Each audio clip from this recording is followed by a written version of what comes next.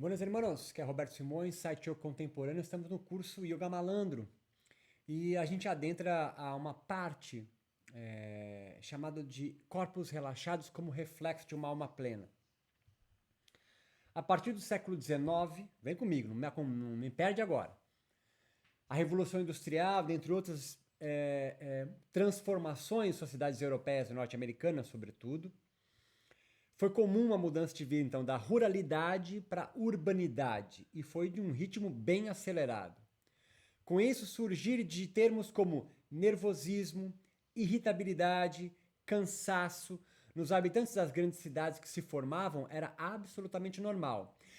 Um exemplo disso é que quadros de referência para diagnósticos psicanalíticos como neurastenia, fadiga extrema, que atingia tanto físico quanto psicologicamente parte da população europeia.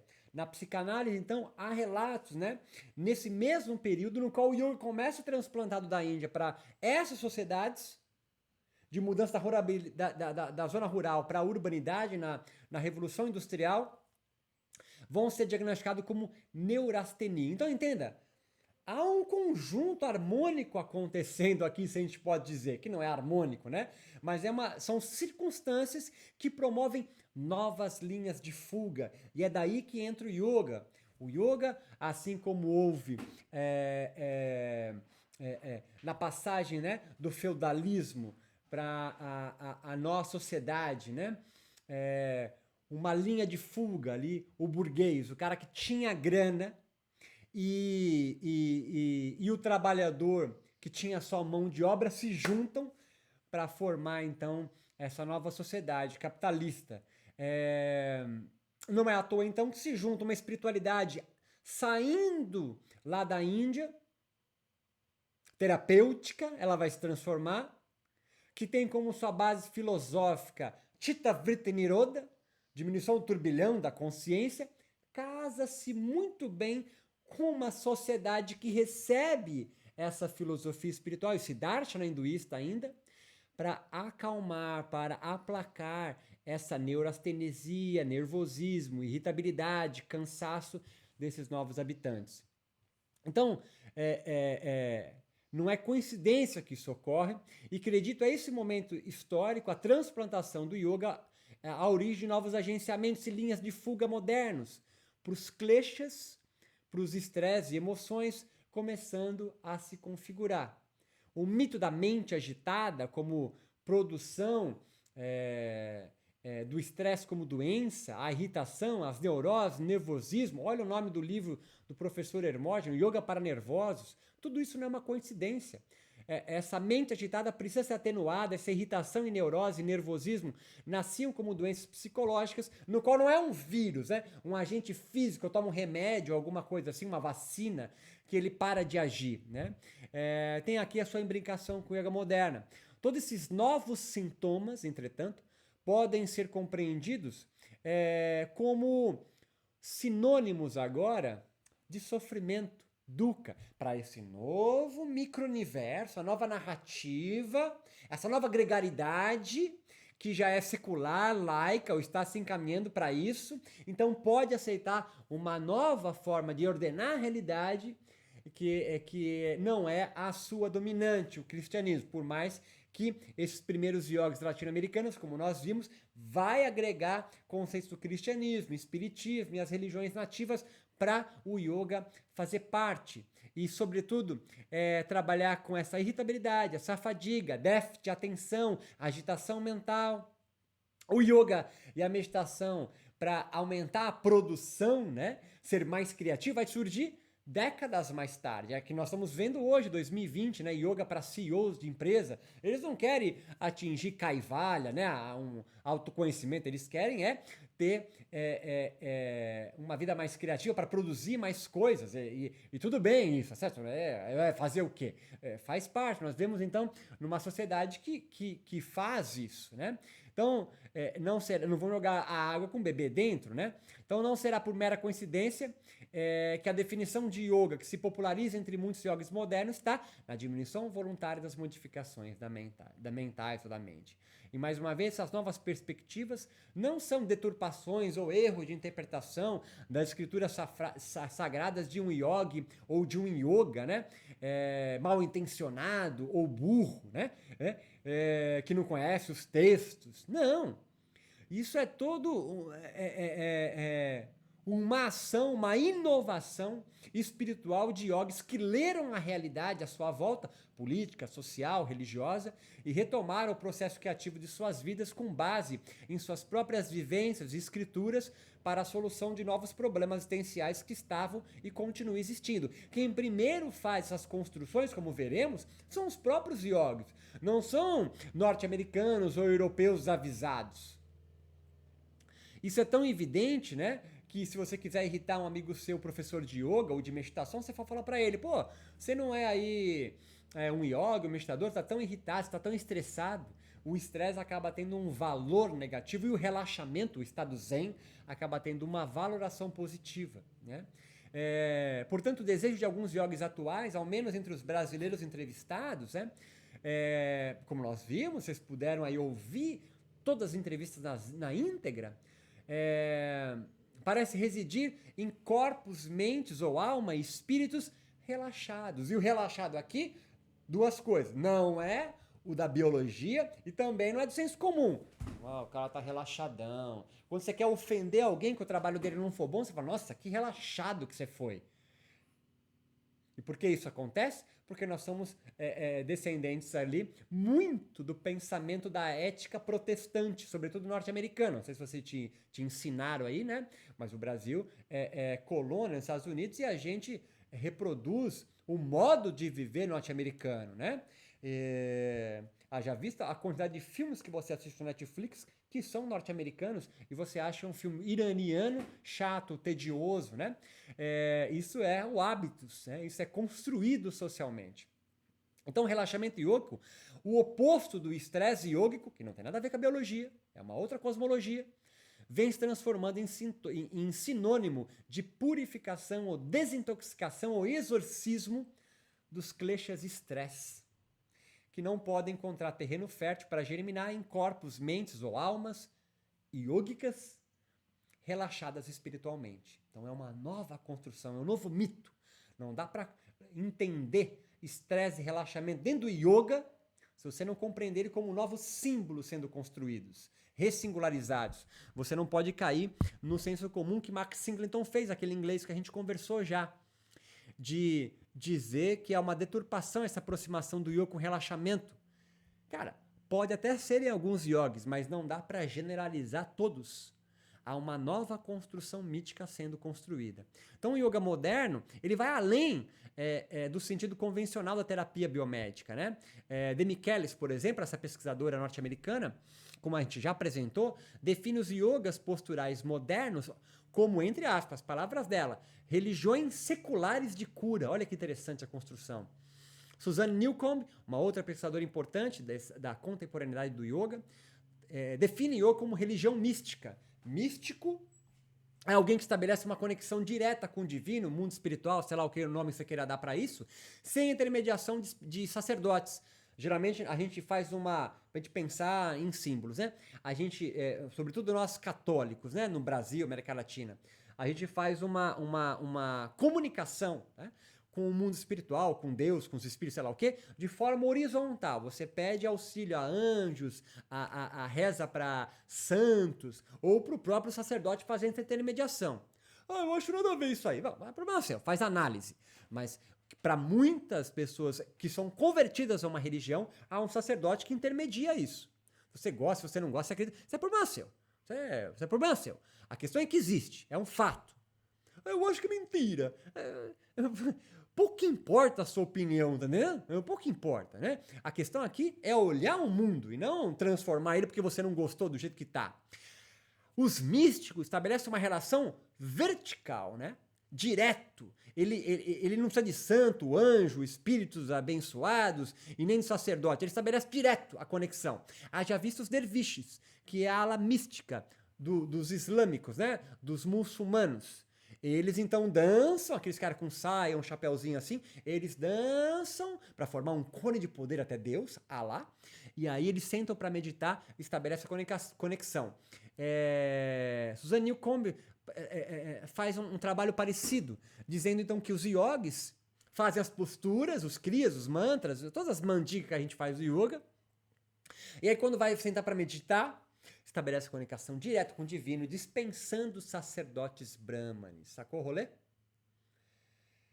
E não é à toa que geralmente a ala conservadora do yoga, e isso não é o mal, mas em geral elas criticam aqueles yogis autodidatas, que são místicos, estabelece conexão direta, ou chamam eles de neo-vedantas ou neo-hindus. Por quê? Porque eles dispensam eles. Estabelece conexão direta com o divino. Andrea Jain faz uma outra denominação que eu gosto, que é prática religiosa corporal. Particularmente essa é que mais eu tenho afinidade. Além disso, ela que escreveu aquele livro Selling Yoga. Além disso, inúmeros trabalhos dos mentores do yoga, né, como a gente entrevistou, têm se esforçado em legitimar os yogas como nova espiritualidade, distanciando-se, então, da atividade física ou da terapia biomédica alopática. A história do yoga como uma espiritualidade singular, então, desvinculou-se já do hinduísmo e aproximou o yoga de novos agenciamentos, sobretudo relacionado ao movimento religioso Nova Era. Neo-hindus, Neo-Vedanta, Nova Era. Que tem início no século XIX, lá pelos indianos mesmo, pelo movimento nacionalista indiano, que vai lutar pela sua independência em 47. Que a gente já estudou isso aí em outras partes do livro. Se quiser mergulhar um pouco mais nisso, tem um curso chamado História do Yoga, ou a Introdução a Hatha Yoga, que vai esmiuçar isso melhor. De Michelis afirma que o movimento religioso, esse nacionalista, né, chamado de Brahma Samaj, nascido no período de insurgência dos colonizados indianos ao Império Britânico, teria sido estupim para essa releitura moderna das escrituras vedantinas e da filosofia yógica em geral. Mais tarde vão ser denominados, segundo ela, de neo-hinduísmo ou neo-vedanta. Então, esse movimento aparece, então, Vivekananda. Vivekananda é discípulo de um grande cara do movimento nacionalista, Ramakrishna. É Ramakrishna que manda o seu discípulo Vivekananda, um cara que tem uma lábia muito boa, um discurso, uma retórica excelente, para ir discursar em Boston, como a gente já falou, nos Estados Unidos, no primeiro Parlamento Mundial das Religiões. E ele então vai escrever um livro chamado O que é Religião, onde o yoga adentra entre os argumentos dele como a religião universal. Esse livro tem em português. O que é Yoga, com Vivekananda. Então, assim, os yogas posturais modernos não produziram apenas alterações simbólicas sobre a sua filosofia. Estão dizendo a mesma coisa de forma diferente. Não. A vida não é tão fácil para você assim, não. Mas implicações éticas que vêm transformando pensamentos do yoga para continuarem vivos como sentidos de vida espiritual para os não iniciados ao hinduísmo. Você conheceu o yoga por causa dessas ressignificações. Se você agora retoma uma pegada mais tradicional, purista do yoga, tanto quanto legal. Mas você aprendeu o que é yoga das mãos de pessoas que tiveram que fazer essa releitura, de forma primeira ou secundária, né, nas vias de outras pessoas. A proposta de libertação de todo sofrimento espiritual, o yoga continua viva, sem sombra de dúvidas. O yoga não se perdeu. O yoga vai se perder. Não, o yoga não vai se perder. Talvez você esteja perdido, mas o yoga continua vivo. Ou os yogas. Ou o yoga continua vivo em vários yogas. Mas tem yogas que não tem nada a ver. Pra quem? Pra tu? Você representa toda a nação yógica do mundo? Não, né? Você está falando de você mesmo. A gente sempre fala de nós mesmos, né? Então, a proposta de libertação de todo o sofrimento espiritual e yoga continua viva sem sombra de dúvidas. Mas percebemos que foi preciso ser muito bem ajustada no seu transplante da Índia para outras geografias não hindus, geografias espirituais não hindus. Se na Índia pré-colonial britânica, ao longo de centenas de anos, o yoga chegou a ser considerado um darshana hinduísta, em menos de 50 anos em contato com sociedades globalizadas, seculares e privatizadas religiosamente, suas diretrizes de éticas da boa vida foram consideravelmente transformadas. Os kleshas, samadhi e kaivalya, os três conceitos que nosso curso aqui vai estar trabalhando, né? Klesha como obstáculo espiritual, Samadhi como aquela experiência mística do yoga propriamente dito, aquele gostosinho do final da aula. Ou liminaridade, se você já começou a dar uma folhadinha em Floresce Símbolos de Victor Tanner, e Kaivalya, o último capítulo de Patanjali, a libertação em vida do sofrimento humano, similar a moksha ou a nirvana, talvez, adquiriram novos contornos e objetivos que mesmo o mais perspicaz guru, retirado por anos em longínquas florestas e cavernas indianas, sequer um dia vislumbrou em suas mais intensas práticas meditativas, sem sombra de dúvida. O Samadhi, representante yógico da experiência da liminaridade, se manifesta, como Victor Tanner já nos apontou, vem comigo agora, estão subindo um patamar, como esse entre-lugar de refúgio, no qual o yogi pode vivenciar a cada processo ritual da sua instituição ou que ele mesmo produziu, um novo lugar para viver. Vem que eu tô casando com o Christian Dunker, tô fechando, hein? A cada processo ritual, então, de forma gradual e lenta, porque é necessário muita prudência, certo discernimento espiritual, gnosis de Turner, ou viveka no yoga, ou alteridade, ou ao contrário da alienação, portanto, a ignorância, vai se produzindo um novo conhecimento intuitivo sobre si mesmo, mas, sobretudo, um mundo onde esse tal si mesmo está inserido. Então, entenda. O yoga se perdeu. Não, quem se perdeu talvez seja você. O yoga está muito bem encontrado.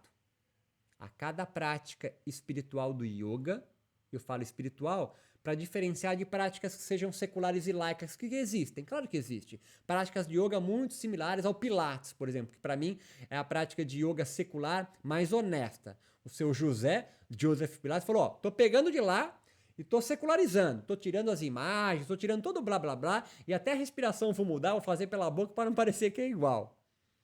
Claro que há práticas yogicas que são seculares, que para mim não é prática de yoga, por isso eu não me preocupo, entendeu? Esse yoga não é secular, esse yoga não é espiritual. Se ele não é espiritual, ele não é yoga, tá ligado? Se ele não tem nem meditação, ele não é yoga. E aí não é uma briga que eu vou encarar, eu vou ficar apontando o dedo. Não, segue o barco aí, filhão. Segue a tua vida, tem tanta coisa para se resolver na sua vida, vai ficar apontando o dedo um no outro. Quem é você? Tipo juiz? Não, nem os indianos se preocupam com isso, vai se preocupar por quê? Então entenda. A cada final de prática do yoga, uma percepção de estar em casa, entre aspas, ou o retorno a um certo equilíbrio, se manifesta e traz consigo certo conforto espiritual ao praticante ou devoto. Então eu entendo, o yoga continua vivo, funcionando, dando certo no sentido de espiritualidade. A questão que talvez você tenha que encontrar qual que é o teu. Talvez seja na Índia, talvez seja na esquina da sua casa, sei lá, talvez nem seja o yoga, tá ligado? Talvez seja um outro ordenador de realidade que faz sentido para sua vida. Mas o yoga continua fazendo sentido para muita gente. E de formas plurais e diferentes, como ele sempre foi. Não houve um yoga puro, já falamos diversas vezes sobre isso. Então essa percepção de estar em casa, o retorno a um equilíbrio, no qual cada prática de yoga bem conduzida, espiritual, traz consigo é o retorno da liminaridade, brother. Do samadhi. E essa sensação, percepção de estar em casa, viveka. O sentido de samadhi logo possui um potencial em promover aos yogis, antigos, medievais ou modernos, um jeito de verdade universal. Não somente de unidade com a Deus, natureza e Ishvara, mas de identidade. Vem comigo nesse rolê, tô subindo mais um degrau. Mais do que um estado gostosinho, do que o yoga me promove, de relaxamento, mais do que isso, o yoga vem promovendo, com o nome que você queira dar, uma identidade em cada praticante de yoga. Que ao contrário de viver uma vida alienada, de não saber que raios eu tô fazendo nesse planeta. O yoga constrói essa identidade. Mas qual é a identidade que você está buscando, né? Então entenda que aqui eu tô dando uma virada, eu tô dando uma viradinha no curso aqui. Se você for perspicaz, tá entendendo o que eu tô falando. O yoga é uma ferramenta para você. O yoga deve te ajudar a tu encontrar o sentido para a tua vida, seja ele qual for, ou como você queira expressar isso. Mas ele necessariamente não precisa ser o teu sentido. Ele pode ser um canal de transformação, de devir em você. Assim como ele foi para Patanjali, que pegou um monte de yoga e sistematizou para a versão dele. Assim como os Hatha Yoga do natismo, dos natas, que usaram o yoga como ferramenta para transformar e construir o Hatha Yoga e seus textos sagrados. Ou como fez até com o Buda histórico, Siddhartha Gautama, que utilizou as técnicas de yoga e deu um novo sentido para a sua vida, que veio chamar budismo. Espero que você tenha pegado o rolê. Então, Vitor Tani corrobora conosco quando nos revela o que acontece quando alguém passa por um processo ritual e vivencia a liminaridade samadhi. Olha o que ele diz, só para nos relembrar aqui. Na liminaridade, não há status, leia-se, no samadhi, durante o processo de yoga propriamente dito. Você não está entendendo, na aula de yoga mesmo. O praticante não deve se sentir com status, propriedade, insígnia. Vitor Tanner falando. Vestimenta secular, graduação, posição de parentesco, nada que possa distingui-lo estruturalmente dos companheiros que estão fazendo parte do yoga. Eu vou repetir que esse rolê é bom. Na liminaridade, portanto nós estamos falando de samadhi, na aula, no processo ritual do yoga. Se você nunca sentiu o que eu vou falar agora, talvez você nunca tenha participado do yoga como processo ritual, apenas como prática secular e laica. Pegou o rolê? Os praticantes, nesse estado, nesse processo ritual, não têm status, propriedade, insígnia, vestimenta secular, graduação, posição de parentesco, nada que possa distingui-lo estruturalmente dos seus companheiros.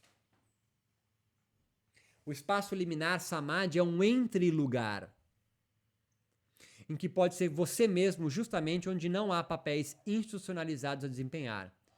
E quando eu perguntei, vou amarrando aqui o rolê, para os yogis brasileiros durante as entrevistas sobre o que os impediria em ascender na senda espiritual do yoga, meio que buscando a resposta, os kleshas, né? Apego, aversão, da morte e orgulho, sabe que todos eles me responderam quase em uníssono? O falso papel que ocupamos na sociedade, ou as máscaras que usamos. Exatamente a mesma percepção que o samadhi liminaridade, na ideia de uma desterritorialização, de ficar sem chão. Alguém que então diz que o yoga o obstáculo do yoga são os falsos papéis que ocupam na sociedade. Caralho, brother. Um Brahmani nunca diria isso. Tá entendendo o rolê? Nunca ele diria, não, meu obstáculo no yoga são o falso papel que ocupa na sociedade como o Brahmani. Isso é uma construção que só pode acontecer na modernidade. Isso é novo. Não é uma deturpação do samadhi, mas é uma nova ressingularização dele. Espero que tenha compreendido. Nos encontramos na próxima aula.